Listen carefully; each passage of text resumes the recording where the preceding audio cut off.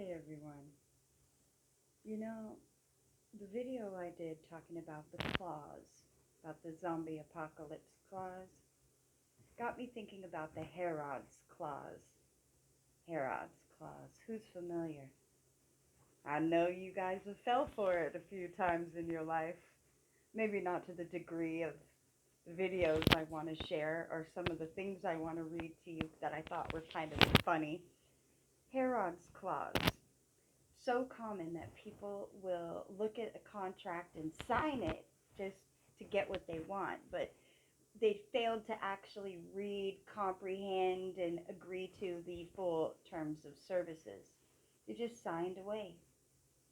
There was a funny Herod's clause that took place in an experiment once where people, 6 people actually, unknowingly, because they didn't, I guess, read the contract, agreed to give away their firstborn child to use the internet cafe. Internet. Good thing they weren't serious. Good thing that clause wasn't binding. See, sometimes we get into things in life that have binding clauses. So you have to be very careful what you put yourself in. That's why it's important to be equally yoked with people. And then when you have contracts, it's very important that you comprehend, read, and fully acknowledge the terms of service before you agree to them. Just like with my videos. Some of the videos I do, I've been doing some little writing at the bottom of what I put. So I'll write a bunch of really pertinent information to the video, and at the very end, I'll write, for those who have actually read this far and paid attention, please contact me. Very few people do that. Very few say, hey, Joe, do you know what? I read all the way down to the end what it said.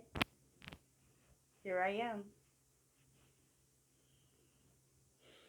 So let's talk about some Herod clauses. Kind of funny ones. Here's a good one. I like this one in physics.org. Back in September 2014, this article was done. So it's kind of old, but it's still funny. Britain sign away firstborn children for free Wi Fi. Yes, you guys, you heard it. Free Wi Fi. Put up the kids.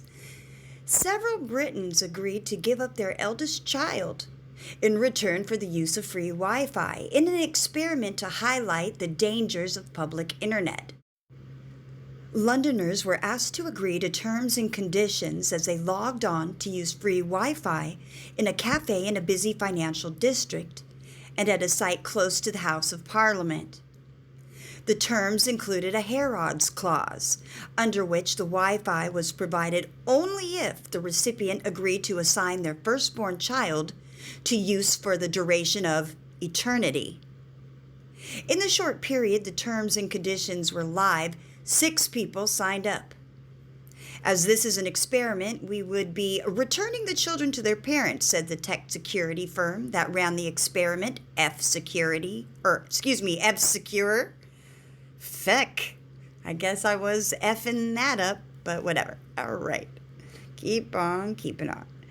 The experiment was aimed to highlight the total disregard for computer security by people when they are mobile, the report said.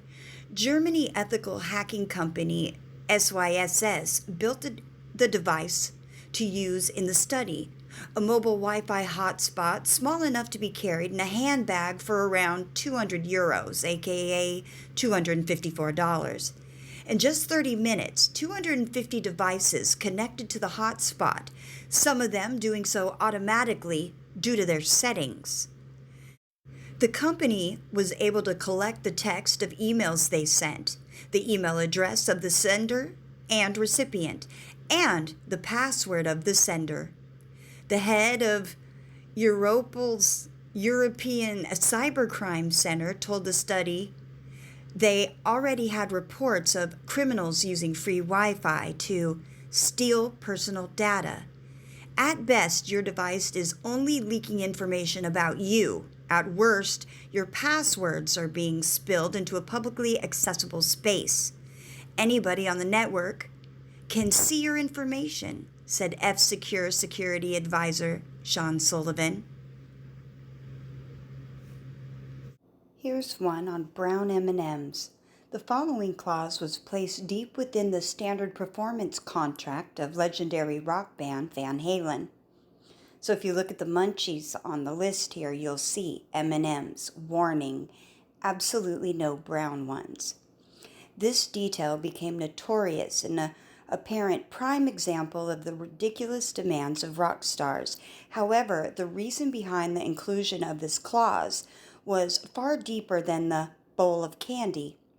As lead singer David Lee Roth explained in his autobiography, Crazy from the Heat, this clause was a test to see if the event space had carefully reviewed all of the technical criteria of the concert that they would be hosting. Since Van Halen was one of the first performers of its size to appear at lower-level venues, many of the spaces were unprepared for the sheer weight of the equipment. A brown M&M would indicate to the band that their hosts hadn't read the contract, making a potentially dangerous error likely. Here's another good one. April Souls.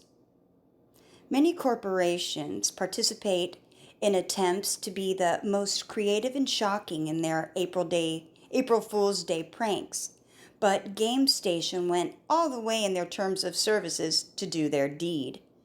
7,500 people who placed an order on the website on April 1st, 2010 agreed to grant us a non-transferable option to claim for now and forevermore your immortal soul. Should we wish to exercise this option, you agree to surrender your immortal soul and any claim you may have on it within 5 working days of receiving written notification from GameStation Co. UK or one of its duly authorized minions. Only 10% of purchasers saw the clause and clicked the option to nullify soul transfer, after which GS rewarded them with a coupon.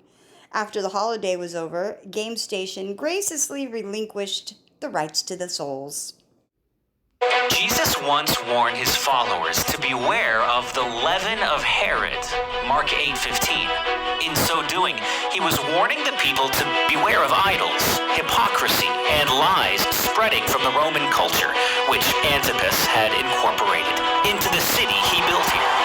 Jesus also compared Antipas to one who wears soft clothing and lives in a luxurious royal palace, and also a reed shaking in the wind, Luke 7:24 and 25. Many believe Jesus got this reed metaphor from one of the coins that Antipas had minted, showing a reed on one side. And referring to him as a reed shaking in the wind, Jesus may have been implying that Antipas was weak and easily swayed by Roman influence. Whatever Jesus was implying, it was not a compliment. These were covert digs at the local leader. Once, Jesus referred to Antipas as a fox, referencing his continual hunting of Jesus. Antipas had attempted to track Jesus down like he had John the Baptizer, but had been unsuccessful. Later, Herod Antipas got paranoid that Jesus was actually John the Baptizer, resurrected from the dead. Herod continued the hunt for Jesus, but was unsuccessful.